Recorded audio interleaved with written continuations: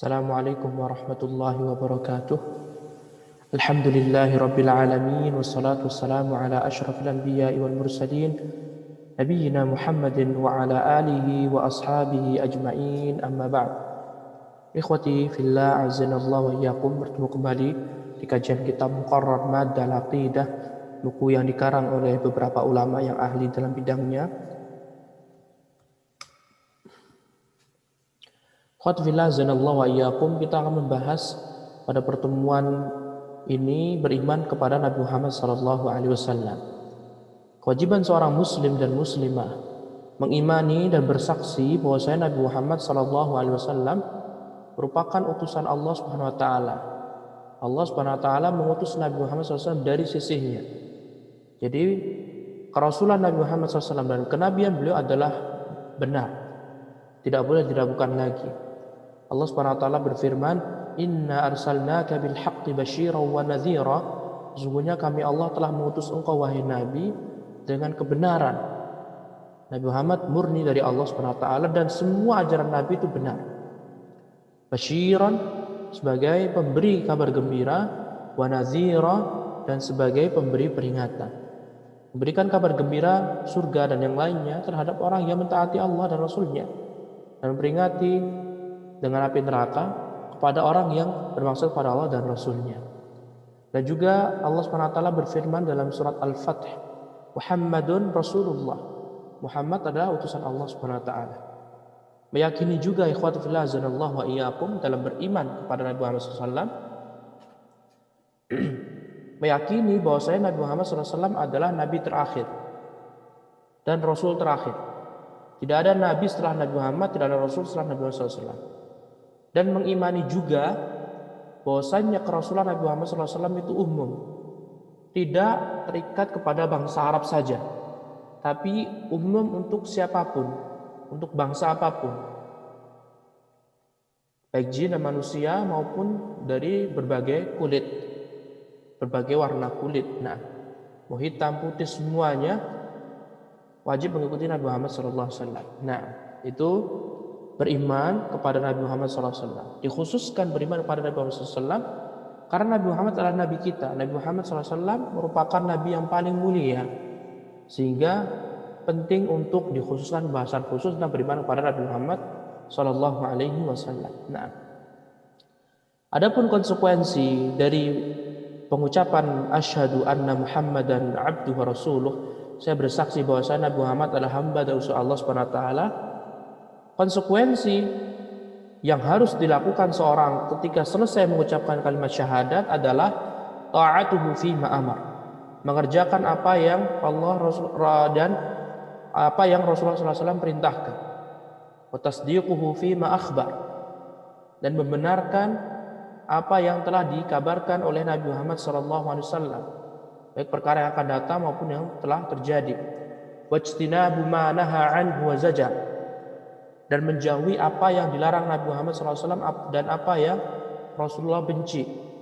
Wa alla yu'badallahu illa bima syara', dan tidak boleh beribadah kepada Allah Subhanahu wa taala kecuali sesuai dengan syariat Nabi Muhammad SAW. Maka barang siapa yang tidak mentaati perintah Rasulullah, barang siapa yang mendustakan berita-berita yang diceritakan oleh Nabi dalam hadis yang sahih, barang siapa yang tidak mau menjalankan atau tidak mau menjauhi larangan Rasulullah SAW, atau bahkan justru malah melanggar larangan Rasulullah SAW, atau berbuat bid'ah, beribadah kepada Allah tidak sesuai dengan tuntunan Nabi, maka perlu dipertanyakan keabsahan syahadat mereka. Nah, hak Rasulullah SAW, ikhwatu fillah azanallahu wa iyyakum, Nabi kita Nabi Muhammad SAW memiliki hak yang banyak sekali yang harus ditunaikan umat Islam, baik muslim dan muslimah, memiliki hak kepada Nabi SAW. Harus Nabi SAW dicintai melebihi diri kita, melebihi keluarga kita, melebihi manusia seluruhnya. Bahkan Rasulullah SAW harus lebih kita cintai daripada makhluk semuanya. Kemudian hak yang kedua, kita harus mentaati Rasulullah SAW dan mengikuti beliau dan mencontoh beliau. Kemudian yang ketiga, mengagungkan, memuliakan Nabi Muhammad SAW dan berada bersamanya. ketika di depan Rasulullah SAW, Rasulullah ketika masih hidup kita wajib berada pada beliau. Tidak boleh manggil ya Muhammad, tidak boleh. Harus menggunakan kalimat ya ayuhan nabi, ya Rasulullah, ya Nabi Allah. Nah. Kemudian juga ikhwati fillah zanallahu wa iyyakum, di antara hak yang harus kita tunaikan kepada Nabi Muhammad SAW adalah mencintai sunnah Nabi Muhammad SAW dan berpegang teguh terhadap sunnah Nabi SAW dan mengajak orang lain untuk selalu kembali kepada sunnah Nabi Muhammad SAW dan meridhai apa yang sudah diputuskan oleh Nabi Muhammad SAW. Sehingga barang siapa yang membenci sunnah Nabi, yang tidak mendakwah, mengajak kepada sunnah Nabi SAW, maka perlu dipertanyakan lagi, apakah orang tersebut sudah melaksanakan hak Nabi Muhammad SAW, apakah belum. Nah, kemudian yang berikutnya, mencintai istri-istri Nabi SAW dan mencintai keluarga Nabi Muhammad SAW dan mencintai orang-orang yang berpegang teguh dengan sunnah Rasulullah SAW. Maka itu merupakan hak Nabi SAW yang harus kita tunaikan. Bukan malah ketika ada orang yang berpegang teguh dengan sunnah Nabi SAW, justru malah dicemooh, dikata-katain. Maka perlu dipertanyakan lagi hak mereka kepada Nabi SAW. Apakah mereka benar-benar sudah melaksanakan hak Nabi SAW? Apakah belum? Nah, kemudian yang berikutnya, ikhwati fillah azanallahu wa iyyakum, bersolawat kepada Nabi Muhammad SAW ketika disebut nama beliau Sallallahu Alaihi Wasallam. Setiap kali nama Nabi Muhammad SAW disebut, maka kita harus berusaha semaksimal mungkin mengucapkan salawat dan salam semoga tercurah kepada Nabi Muhammad SAW, baik berbahasa Indonesia maupun berbahasa Arab. Dan salawat yang paling sempurna adalah salawat Ibrahimiyah, biasa yang kita baca ketika sholat tahiyat akhir. Nah, adapun pengucapan sallallahu alaihi wasallam itu diperbolehkan. Nah, kemudian ikhwati fillah azanallahu wa iyyakum, kerasulan Nabi Muhammad SAW adalah umum, tidak khusus kepada kaum manusia saja, tetapi kerasulan Nabi Muhammad SAW umum untuk jin dan manusia. Dan kerasulan Nabi Muhammad SAW menasakh, merubah, mengganti syariat-syariat sebelumnya. Maka kewajiban seorang Yahudi dan Nasrani dan selain mereka semuanya mengikuti Nabi Muhammad SAW. Wala yuqbal min ahadin ba'da mab'atsi Muhammad SAW. Dan tidak akan ada yang diterima setelah kedatangan Nabi Muhammad SAW. Ketika Nabi SAW sudah diutus, maka tidak ada yang boleh beragama kecuali mengikuti Nabi Muhammad SAW. Barang siapa yang beragama tidak mengikuti Nabi SAW, maka orang tersebut tertolak. Lihatlah Allah SWT berfirman dalam surat Saba ayat 28, wa ma arsalnaka illa kafatan linnasi basyira wa nadhira. Dan tidaklah kami Allah SWT mengutus engkau wahai Nabi kecuali umum, menyeluruh kepada seluruh manusia. Basyiran wa nadhira, sebagai kabar gembira dan membawa peringatan. Dan juga Allah SWT juga berfirman, qul, katakanlah wahai Nabi, ya ayuhan nas, wahai manusia seluruhnya, inni Rasulullah ilaikum, sesungguhnya aku ini adalah utusan Allah SWT kepada kalian jami'an, seluruhnya. Lihat, ayat ini jelas sekali menunjukkan Rasulullah SAW diutus bukan khusus untuk orang Arab, tapi Rasulullah SAW diutus untuk seluruh manusia dari berbagai warna kulit. Nah, dan juga Rasulullah SAW bersabda, karena Nabi yub'atsu ila qaumi khassah, seluruh nabi sebelumku mereka diutus oleh Allah secara khusus ke orang tertentu, kelompok tertentu, kulit tertentu. Nah, wa bu'itsu ilan nasi 'ammah, adapun aku diutus oleh Allah SWT untuk seluruh manusia. Lihatlah, hadis ini sahih diriwayatkan oleh Imam Bukhari, Imam Muslim. Kemudian dalam hadis sahih riwayat Imam Muslim, Rasulullah SAW mengatakan, la yasma'u bi rajulun min hadhil ummah yahudi wala nasrani thumma la yu'minu bi illa dakhalan nar. Tidak akan mendengar dariku seorang laki-laki, atau tidaklah seorang laki-laki mendengar dariku, atau tidaklah seorang dari seluruh umat Yahudi dan Nasrani mendengar bahwasanya aku telah diutus, kemudian dia tidak mau mengimaniku, maka dia akan masuk neraka. Hadisnya sahih riwayat Imam Muslim. Kemudian wal maqsudu bil ummah fi hadzal hadits ummatud da'wah la ummatul ijabah. Maksud dari hadis ini adalah umat ijabah. Umat dakwah. Karena Nabi Muhammad SAW memiliki dua umat. Ketika disebutkan di Al-Quran dan Sunnah, umatku, maka ada dua macam. Yang pertama, umat Nabi Muhammad SAW secara seluruh, baik non-muslim maupun yang muslim. Kemudian yang kedua adalah umat ijabah, umat Islam terkhusus. Kemudian, ikhwati fillah azanallahu wa iyyakum, para ulama di sini memberitahu, umat dakwah Nabi adalah seluruh manusia, seluruh jin dan manusia. Ya, dari semenjak Rasulullah diutus sampai hari kiamat, itu namanya umatud dakwah. Karena dakwah Nabi Muhammad SAW ini diperintahkan untuk menyebarkan ke seluruh manusia. Sehingga setiap yang diutus setelah Nabi SAW sampai hari kiamat itu disebut umat Nabi, tetapi umatud dakwah, umat yang diseru Nabi Muhammad SAW. Adapun umat ijabah adalah orang-orang muslim yang mengikuti petunjuk Nabi Muhammad SAW. Nah, sehingga ikhwati fillah azanallahu wa iyyakum, setiap muslim ya maka dia menjadi dua umat Nabi. Dia umat diseru Nabi dan dia umat ijabah. Nah, dan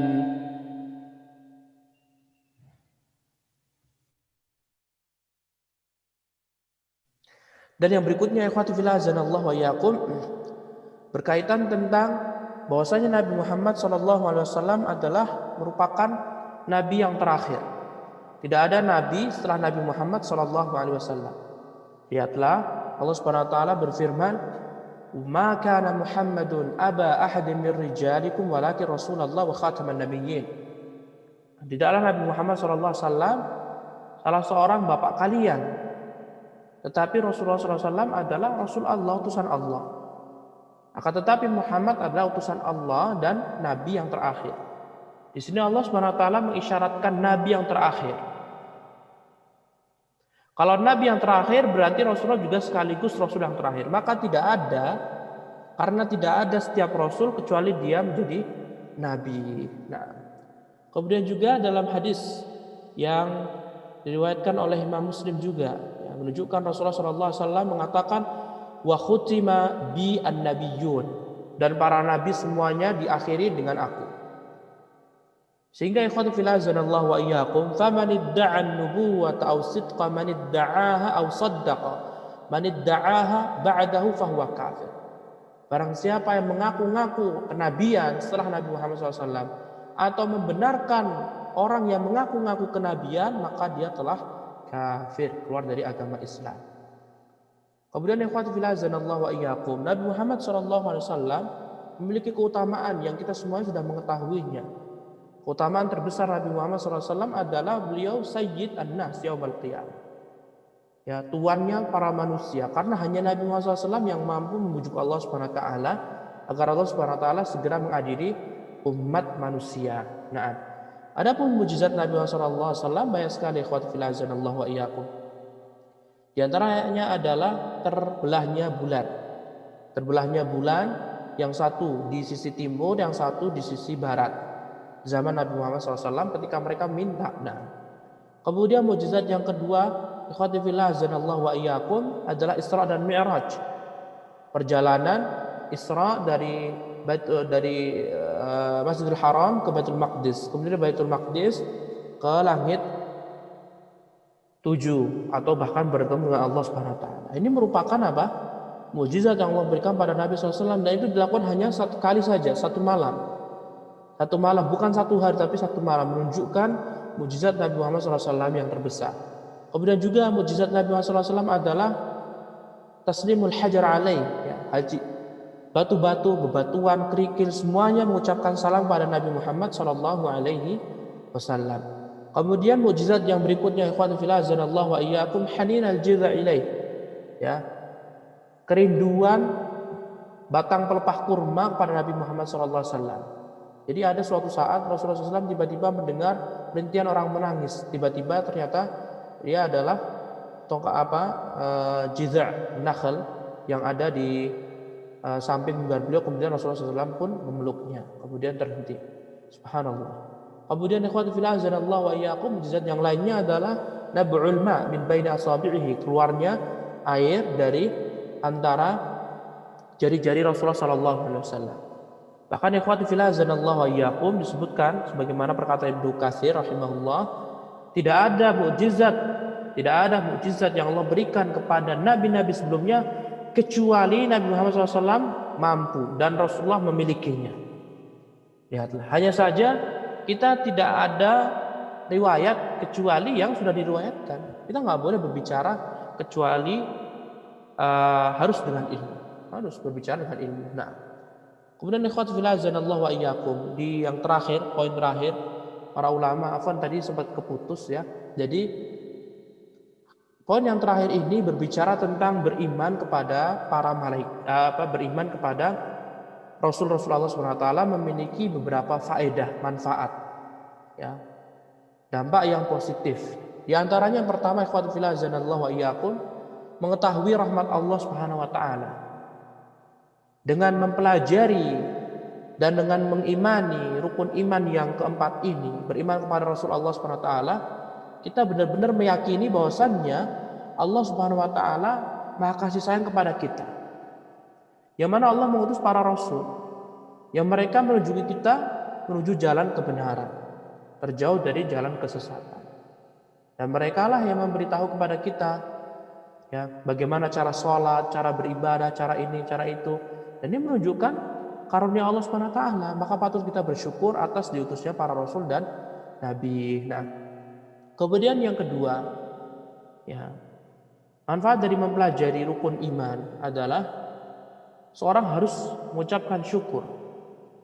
Tadi mengetahui rahmat Allah Subhanahu wa taala yang pertama kepada hambanya, yang kedua mengucapkan syukur. Nikmat yang begitu besar, terkhusus kita ikhwah. Allah Subhanahu wa taala memberikan Nabi Muhammad SAW kepada kita. Merupakan nikmat yang terbesar. Kita adalah umat terakhir.